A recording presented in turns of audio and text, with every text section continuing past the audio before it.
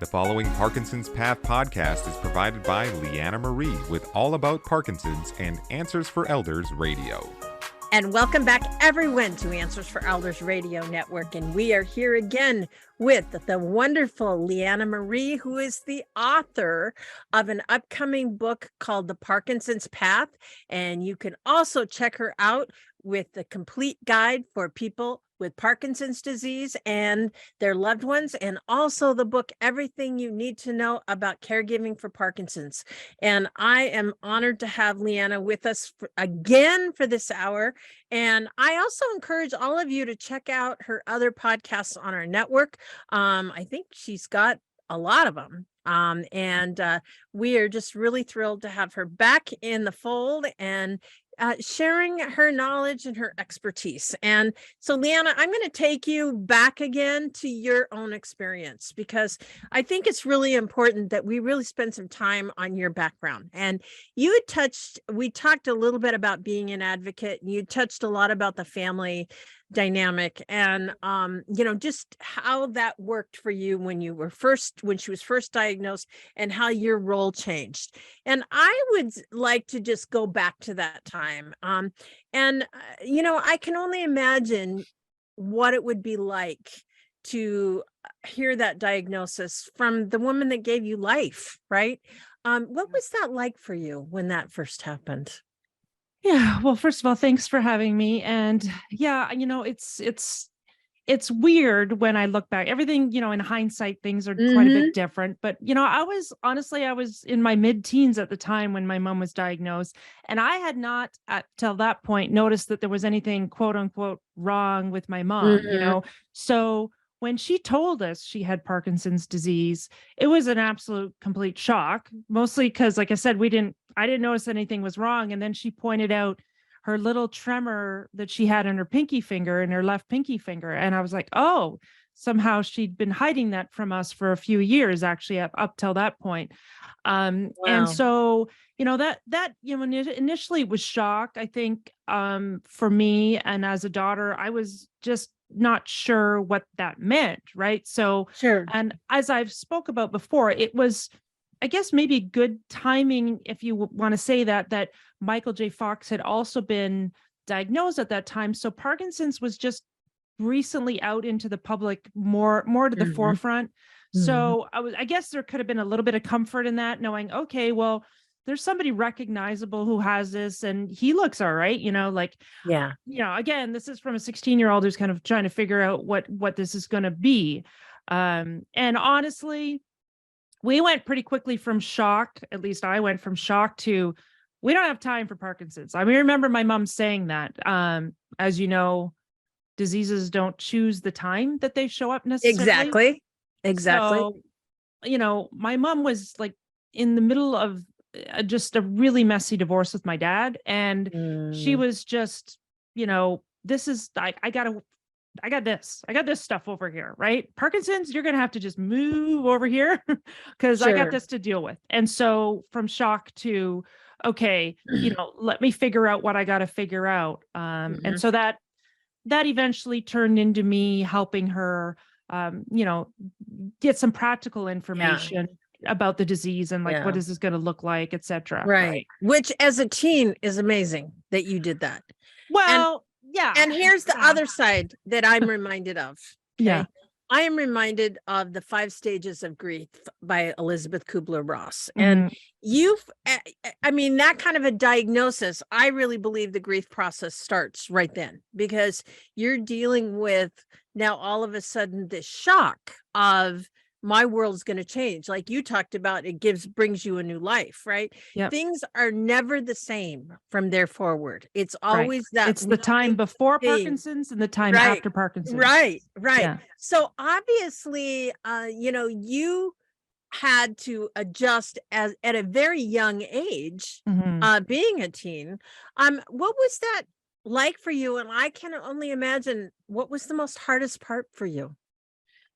Well, looking back on all the years, I would say, the biggest, the hardest, the heart-wrenching part is watching, I think for anyone, watching your loved one lose the ability to do things for herself and to do and then to think.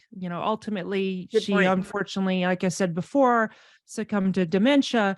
So it's that seeing frustration on her face or seeing the disappointment on her face that she can't, let's say at the beginning it's do up a button. And then, later on it becomes she can't walk all the time, or she can't, garden the way she loved to do, or she was a big knitter. She couldn't do that much anymore. And again, like, not to focus on all the things she lost, because there were things that she gained perspective on. And then Parkinson's makes you slow down. It literally makes you slow down.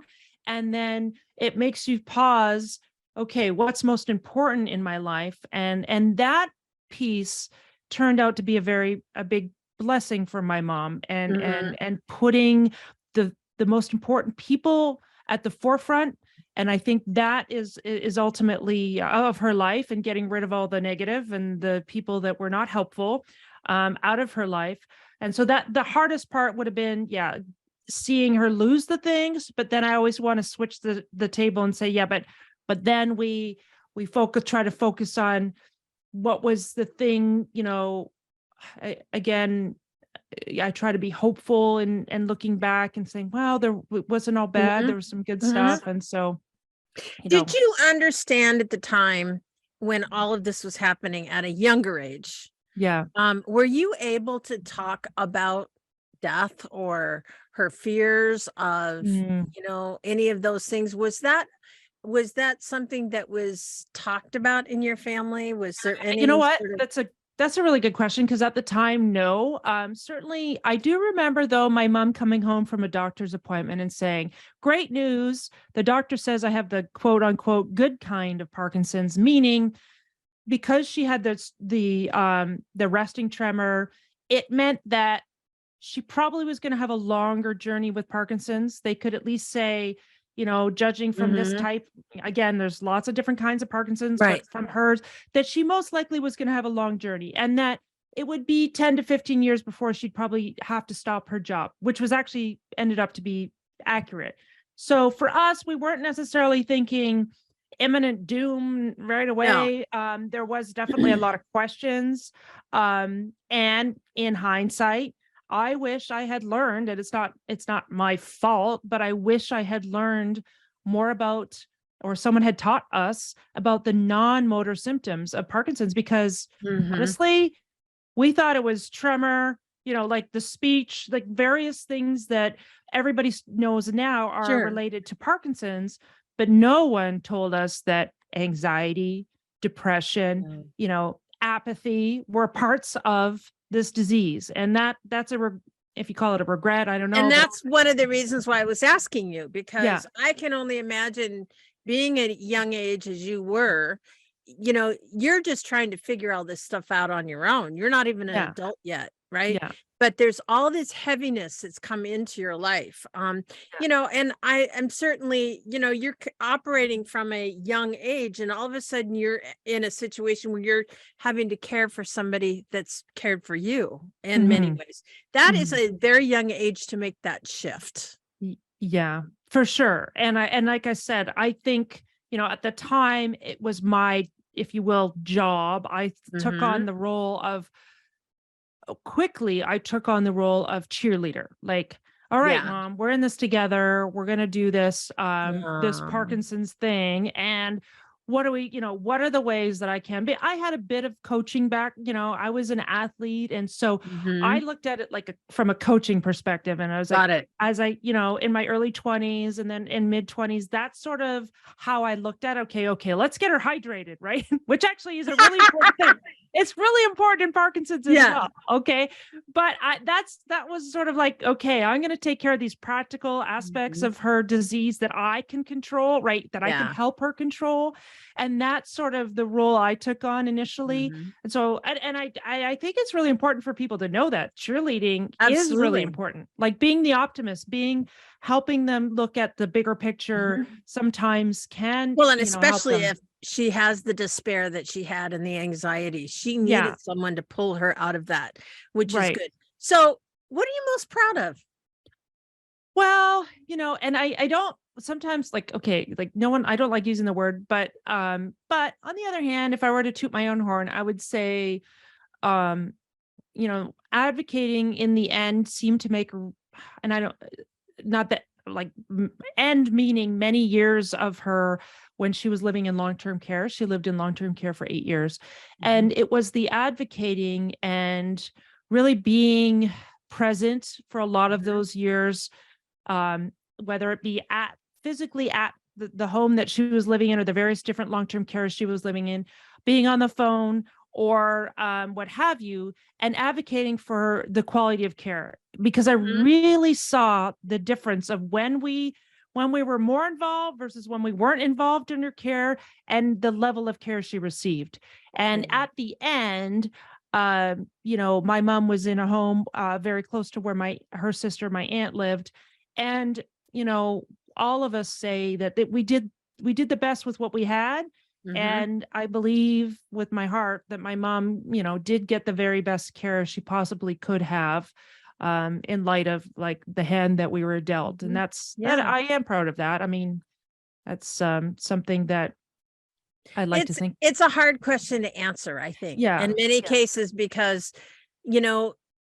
if we all know things later that we probably could have done, Right. but we weren't there then. Right. Exactly. And so the idea that you have had the time to reflect on it, there's some things obviously you're going to look back and, from, 10,000 feet and say, I should have done this and I should have done that. But also, no doubt, your mom has to We be did very the best proud of you today. with what we had at the time, with the information that we had at the time and our knowledge. And you got to trust that you did the best. And I do. Absolutely. Absolutely. And so for those of you that are really interested in checking out Lianna's work, you are available. Your books are available on Amazon, I'm assuming, and where else? Oh yeah, for sure. Amazon, you can order them through Barnes and Noble. Any outlet, basically, you can order the books. But living out in the Pacific Northwest in Seattle, we seem to be dominated by Amazon. So usually people say, "Oh, I found you on Amazon." But yeah, that's really where. And in this case, I really recommend the Caregiving book for people who are either starting out, have questions, or mid stages of care partnering, caregiving, and that could be a start. And also our Facebook page, All About Parkinson's on Facebook. We have a special group that you can get into if you are a care partner or caregiver, and that really gets into the more details of, it's basically hearing from other people that are walking the same journey as you. Perfect. And speaking of caregiving, Lianna and I will be right back talking about caregiving for Parkinson's right after this.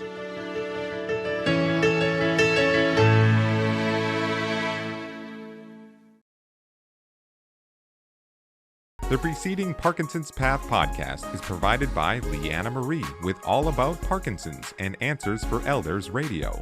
To learn more about Lianna's story, her books, The Parkinson's Wall of Honor, and more, go to allaboutparkinsons.com.